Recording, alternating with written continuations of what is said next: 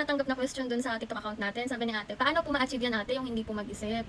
Hindi ko sure kung tama yung pagkakaintindi ko na ang tinatanong ni ate is paano ko na-achieve yung hindi ako masyado nag-iisip dahil nakalimutan ni Abby yung anniversary namin. Tama po ba? So, di ko sure kung tama pero sasagutin ko na lang din based dun sa pagkakaintindi ko.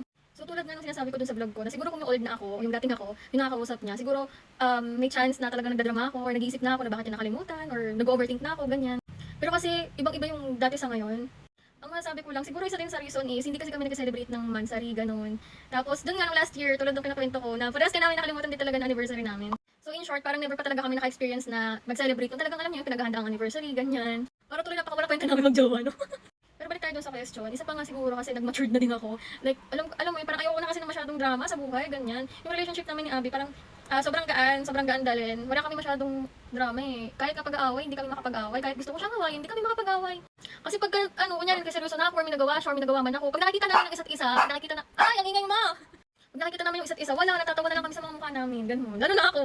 Kasi pag nakikita ko siya, parang parang komedyante na ewan. Basta may something sa kanya, may something sa aura niya nakakatawa pagka seryoso ako. Kaya di na rin ako nakapag-seryoso eh.